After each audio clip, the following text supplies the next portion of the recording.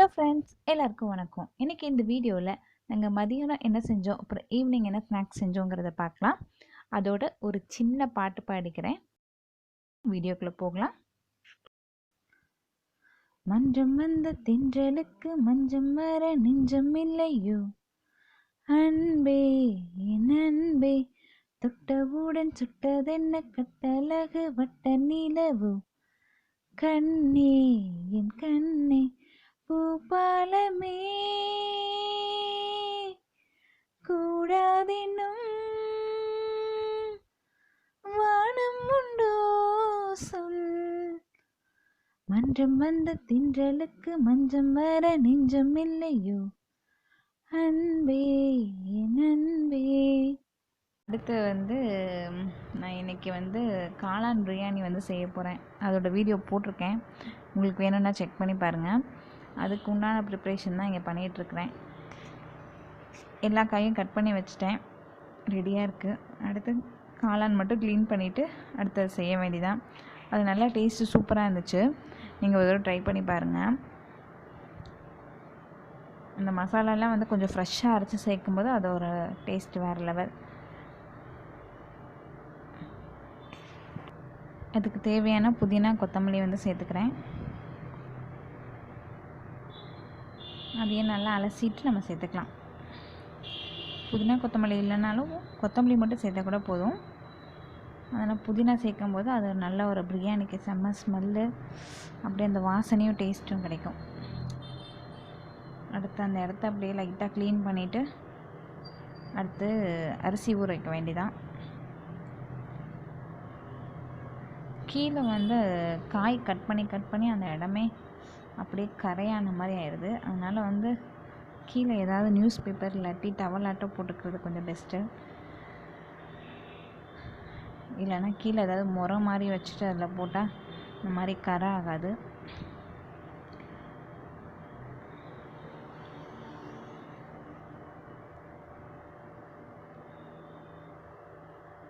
இப்போ வேஸ்டெல்லாம் நான் எடுத்து இதில் போட்டுட்டு லைட்டாக தண்ணி தெளித்து அந்த இடத்துல லைட்டாக தொடச்சி விட்றேன். இது பாப்பாவோட ட்ரெஸ் தான், பத்தாமல் போயிடுச்சு.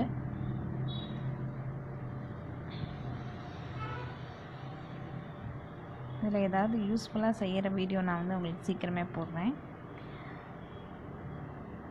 அடுத்து சாப்பாடுக்கு நான் வெறும் பொன்னி அரிசி, வீட்டில் எப்பயும் சாப்பாடு வைக்கிற அரிசி எடுத்துருக்கேன்.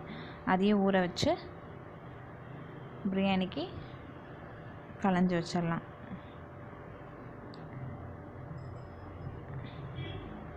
அடுத்து மசாலா கொஞ்சம் ஃப்ரெஷ்ஷாக அரைக்கலான்னு சொல்லிட்டு மிக்சியில் போட்டேன். ஆனால் மிக்சியில் ஓரளவுக்கு தான் அரைப்பட்டுச்சு, நல்லா அரைப்படல. கொஞ்சம் கம்மியாக போட்டனால கொஞ்சம் திரியாக இருந்துச்சு. அதனால் இதில் வச்சு நல்லா நைஸாக நுணுக்கிக்கலான்னு சொல்லிட்டு அப்புறம் திரும்பி இதில் மாற்றிட்டு செஞ்சேன்.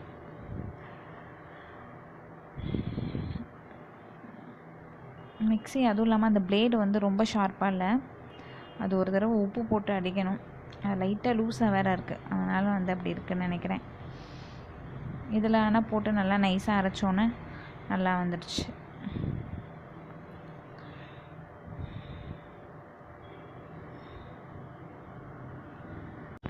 இப்போ பாருங்கள் எவ்வளோ நைஸாக வந்துடுச்சுன்னு. அடுத்து பிரியாணி ரெடியாக இருக்குது. இந்த வீடியோ செக் பண்ணி பாருங்கள். அப்படியே நல்ல வாசத்தோடு சூப்பராக இருக்குது, கம்ம கம்மன்னு. இதோட லிங்க் உங்களுக்கு டிஸ்கிரிப்ஷன் பாக்ஸில் தரேன், போய் செக் பண்ணி பாருங்கள். சுட சுட காளான் பிரியாணி.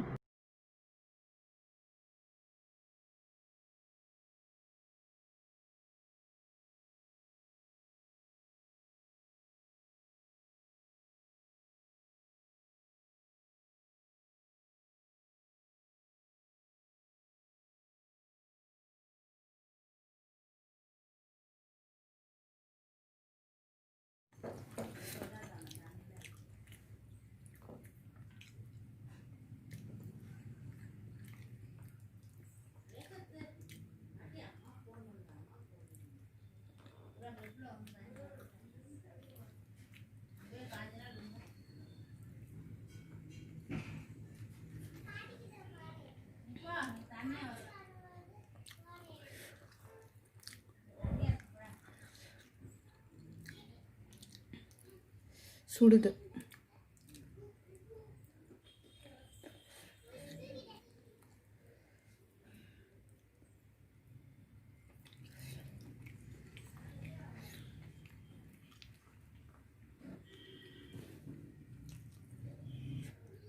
நல்லா சுட சுட காளான் பிரியாணி.